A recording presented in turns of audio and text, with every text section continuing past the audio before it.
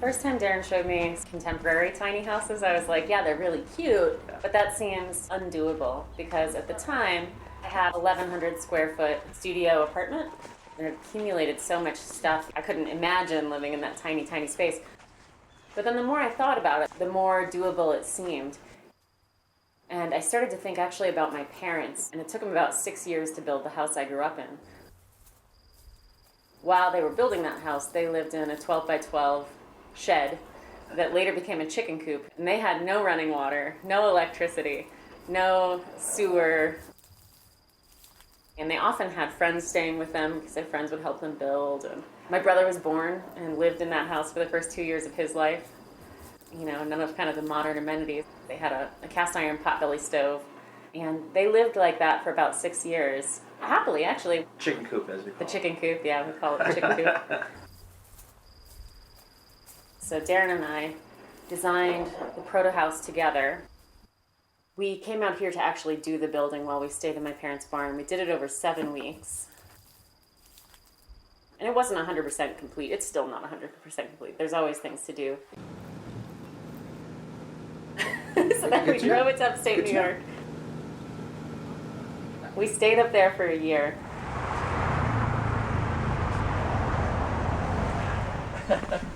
So this is it. That's it. Ooh, it's hot. It is actually. So the more I thought about kind of the contemporary tiny house movement and the house my parents lived in and the house they built, and the fact that I was in grad school, it just kind of came together in a way that really fit. Oh, it's toasty. Yeah. It is toasty. Turn it down a little. Yeah. Sorry. It was so cold this morning. Yeah. It's a boat here. It's a marine gas stove. Sailboat stove, actually. It's made for a sailboat. It's really well insulated. It's considered an RV. It's registered as an RV.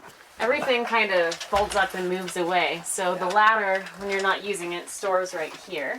And then the table. Yeah, these, there's one on each side. So those fold up to be your desk. Yeah. And there's... if you want more workspace. One of the things we were doing is kind of exploring, just trying to imagine a way to live differently that's still comfortable and attractive. The legs actually go in there, but... living in something the size of an RV doesn't actually have to be like living in an RV.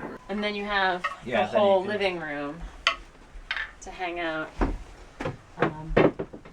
So when we had 13 people in here, we didn't have this, but we had these 2 chairs, we had folding chairs, and then we had a stool. We had a bucket or something. We had a trash can turned upside down. We just kind of had everybody hanging out. And believe it or not, you actually can have 13 people in this space and it's comfortable. Yeah. Of course. There were some people hanging out in the kitchen, of course. Hanging out in the bathroom. Some people in the loft. This is an RV refrigerator freezer. So you're supposed to buy either a white plastic panel or a stainless steel panel or a black plastic panel. And it just turned out that we used a beadboard plywood on all of our wall surfaces, which fit perfectly inside of here. So it was kind of... you know, designer and nice that we could slip that in and make it match the rest of the house so it's a little bit more seamless. Yeah. But, yeah, these are made to just slide into a compartment in an RV. So we had to do, this took some thinking. Probably about 1/3 of this depth here is an airspace because it has to be vented up the back because of the propane. And that might be one thing we would do differently. If we knew we were going to be plugged in, I'd probably just get a small refrigerator. So the oven is a full oven compartment. You can, I don't know, cook a turkey in there if you want to. It actually works really well. Yeah. I'm not crazy about the quality of RV stuff. Like this, I don't know if you ever seen those cast iron camping stoves. I would do 4-burner gas and just put a surface on the bottom that's for heat reflection and so it can be cleaned up easier. But that, and then the separate oven, you know. Like a wall oven? A wall oven, yeah. The other thing is that RV appliances are actually very expensive. Very expensive.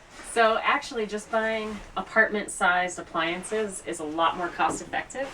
If we knew we would always have access to a power line, we probably would have done just apartment electric ranges and things like that. But because we also didn't know if we would be on grid or off grid, we needed that flexibility. So we spent the money. Eventually we want to get these up where they're going to catch more sunlight. That's why we don't have the solar panels attached in any way, so that we can configure it when we get to someplace the most efficient way. So for the solar system, by being in Colorado or being in a state that has a lot of sun, this is like perfect. This is the heater, and the water pump is up here. Well, this gives us pressure for the shower head, and the faucet. This is a press board. These structures, most people glue and screw them together as opposed to nailing. It lets it flex, but it's a stronger bond. The shower head's right here. It's pretty minimal, and I'm a big advocate for a single handle. Then you can set your temperature, turn on and off easily. So like this is a single handle as well, so you can just basically can set your temperature when you're washing dishes, and you're not running water. I think with two handles people tend to leave the water on. How long does that tank of water up in the loft last you? That becomes a very good exercise in saving water. It'll go in a week. If you're taking more showers, it's going to go faster. Can we take this out? This is we've been experimenting with toilets. This is the newest toilet. Because that's another thing You can go back up. we spent a lot of money on was a composting toilet. They didn't all like how don't it work worked. very well. They're Yeah. not designed, I think, for ease of use. Which, when you're dealing with this subject matter, I think that should be like number one. You know, to get people to do. And number 2. We basically want to make some of our own composting systems. This was one of the first experiments that we did after we had a composting toilet. So it's got a urine diverter funnel in the front that's placed just so, and then a bucket in the back. So it's kind of the Humanure handbook model, but by diverting the urine, it keeps it fresher. Yeah. Well, and this works a lot better than The composting toilet that we purchased, this metal unit all one without unit, the doors, we built the doors on around it, but this is actually a restaurant kitchen tables. Yeah, we cut the hole in it and dropped the sink in here and the container here. More storage there. And you can do like under bed storage here. Eventually we'd like to put drawers in there. And then again, around the stove, there's more storage here. Underneath the stove, there's more storage there. On both sides, there's plenty of storage in the bathroom that you can use as a pantry. We have shelves kind of all over the place. Shelves over here. That's just basically a A closet. hanging closet. You can see this is mine, summer and winter. So right now I just have a few suits in here. And then there's storage space above as well. And we gotta finish off up there. So that's basically blown in foam. This one was soy based. That's why it's so warm in here. It heats up so quick because it's such a small space. And And it's actually, cooking will heat it up really quickly. But because of all the windows are operable. They're on all sides of the building. So you can open them all up and cool it off really quickly as well. The roof is actually the most insulated. And we got windows on either end, up top too. I've never had a problem up there. Me either. And if you are warm, you just turn on a fan. But there's so much air circulation. We put plugs everywhere. So there's outlets there. There's outlets down below. We So- even have hidden outlets like over here. This is like your charging station. We built in this little outlet into a little pocket so you can have, cell phones or whatever you want. You can use one or two legs, depending on what you're doing. But I think people are looking at things differently, and smaller. And it seems like a natural evolution.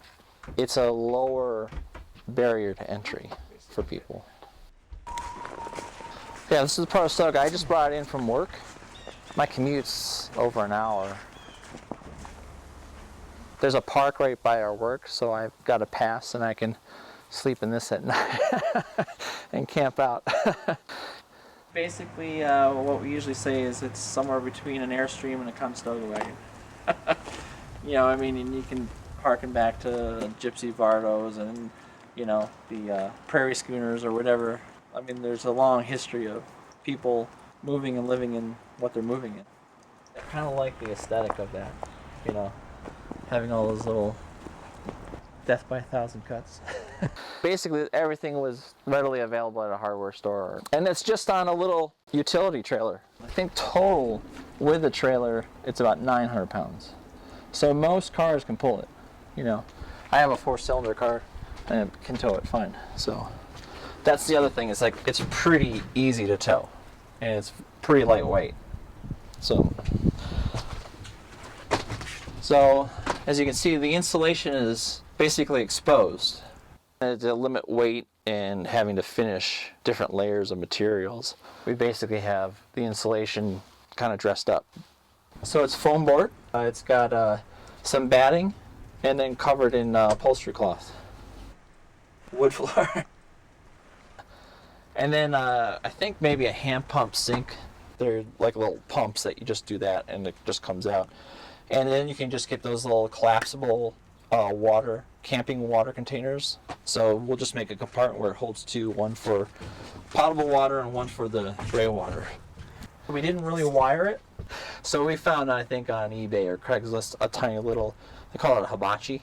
You can literally just use charcoal briquettes if you want to heat. We're going to vent that through one of these walls and then go up through this, so we don't have to go through the insulation on the inside.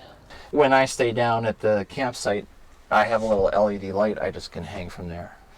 These kerosene lamps, it's not too cold yet, so they give enough heat to keep it nice in here.